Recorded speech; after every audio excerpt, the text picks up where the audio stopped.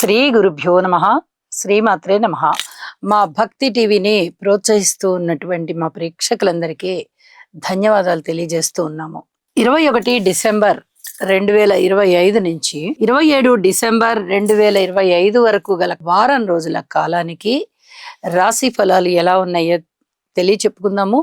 ముందుగా గ్రహస్థితులు, ఆ తదుపరి గ్రహ సమ్మేళనాలు, గ్రహ దృష్టులు, వాటి యొక్క ఫలితాలు తెలియచెప్పుకుందాం. మిథున రాశిలో వక్రించిన గురువుగారు, సింహ రాశిలో కేతువు, వృశ్చిక రాశిలో బుధుడు, అలాగే ధనస్సు రాశిలో చంద్ర, శుక్ర, రవి, కుజ, కుంభరాశిలో రాహువు, శనిగారు వచ్చేసి మీన రాశిలో. వారాంతంలోకి వెళ్ళేటప్పటికి ఏ ఏ గ్రహాల యొక్క స్థితుల మార్పు జరిగింది అంటే చంద్రుని యొక్క మార్పు మాత్రమే జరిగి ఉన్నది మీనరాశిలోకి. ఇక ఏ గ్రహాలు మారలేదు.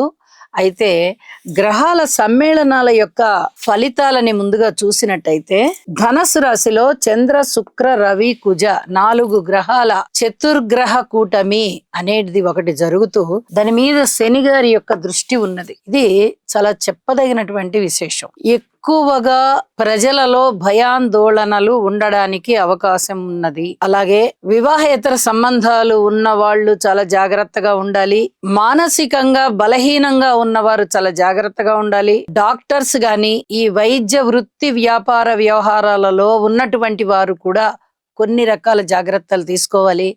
ఎవరైనా ఈ మోకాళ్ళకి సంబంధించి, కాళ్ళకి సంబంధించి ఆపరేషన్స్ చేయించుకోవాలి అంటే కూడా కాస్త తారాబలం లాంటి మంచి ముహూర్తాలు చూసుకుని పెట్టించుకోవడం మంచిది. ఇవన్నీ కూడా కొంచెం చెప్పదగినటువంటి సూచనలుగా తెలియజేస్తూ ఉన్నాను. ఇక దీని మీదనే గురువు గారి యొక్క దృష్టి కూడా ఉంది కాబట్టి అంత భయపడాల్సిన పని లేదు. కానీ మన జాగ్రత్తలో మనం ఉండాలి. కాబట్టి ఈ 2 విషయాలని తెలియచేస్తూ ఉన్నాను. ఇక వారాంతంలోకి వెళ్ళేటప్పటికి శని చంద్రుల కలయిక జరుగుతూ ఉంది. ఇది మానసిక వేదన ఎక్కువగా ఉండేటట్టుగా ఉంటుంది. ఏ గ్రహాల వాళ్ళకి ఈ పరిస్థితి ఉంటుంది అంటే అందరికీ ఉంటుంది. కాబట్టి శని చంద్ర స్తోత్ర పారాయణాలు చేసుకోవాలి. మానసికమైనటువంటి దృఢత్వం లేకపోయినట్లయితే ఎదుటి వాళ్ళకి అలసైపోతుంది. మనకి కూడా ఏమి చేయాలో తెలియని పరిస్థితి.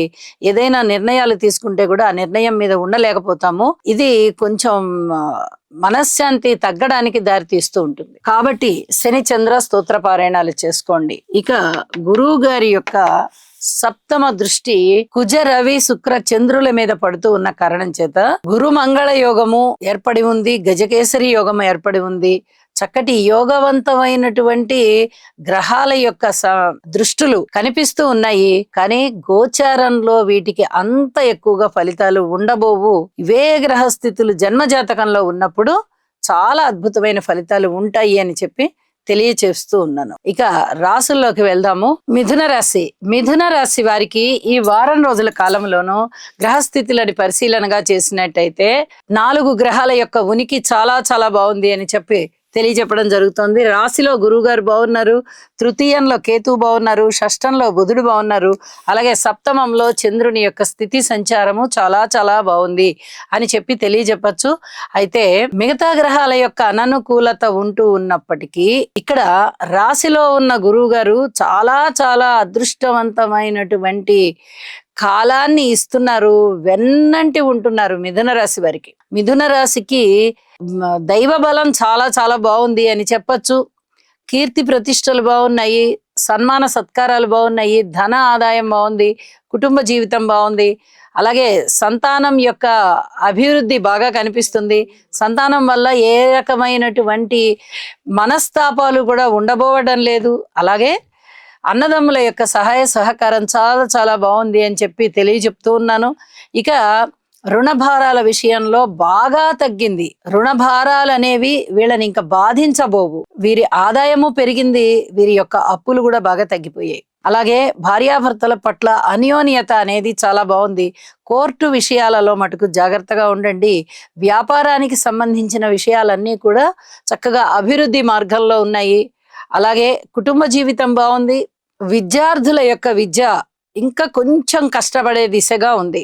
కష్టపడాలి, కష్టపడి చదువుకోండి, మంచి ఫలితాలు ఉంటాయి. రాజకీయ నాయకులకి బాగుందని చెప్పాలి. ప్రజా సంబంధ బాంధవ్యాలతో ఉండి వ్యాపార వ్యవహారాలు చేసే వారికి కూడా బాగుంది.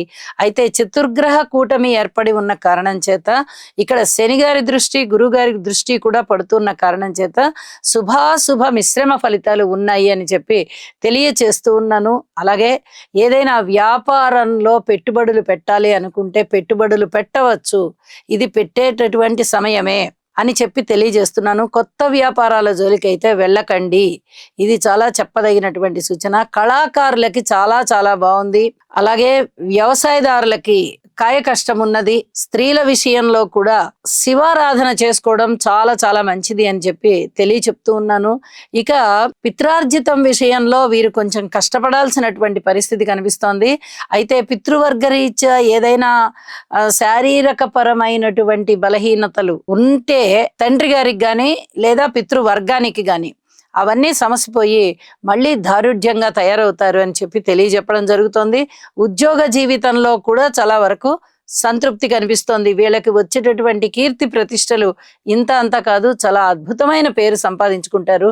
ఇక వారాంతంలోకి వెళ్ళేటప్పటికి దశమ స్థానంలోకి వచ్చినటువంటి చంద్రుని యొక్క సంచారము శని గారితో కలిసి ఒక్కింత మానసిక వేదనని ఇస్తూ ఉన్నప్పటికీ కార్య సామర్థ్యాన్ని పెంచుతూ ఉద్యోగ జీవితంలో చాలా అద్భుతమైనటువంటి పేరు ప్రఖ్యాతులు తెచ్చుకునే విధంగా ఉన్నది అని చెప్పి తెలియజేస్తూ ఉన్నాను.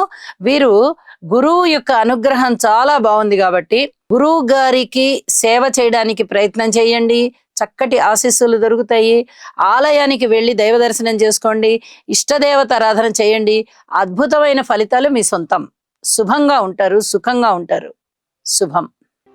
ఈ రాశివారు నవగ్రహ ధ్యాన శ్లోకం అయినటువంటి ఆదిత్యాయ చ సోమాయ మంగళాయ బుధాయ చ గురు శుక్ర శనిభ్యశ్చ రాహవే కేతవే నమః అనే మంత్రాన్ని ప్రతినిత్యము పఠించడం ద్వారా లేదా వినడం ద్వారా మీకు మరింత మేలు జరుగుతుంది. అలాగే మీ మనస్సంకల్పం ఏదైతే ఉందో అది సిద్ధించే అవకాశం ఉన్నది. గురుగ్రహ అనుకూలత కొరకు దేవానాం చ ఋషీణాం చ గురుం కాంచన సన్నిభం బుద్ధిమంతం త్రిలోకేశం తం నమామి బృహస్పతిం. ఓం హ్రాం హ్రీం హ్రౌం సహ బృహస్పతయే నమః.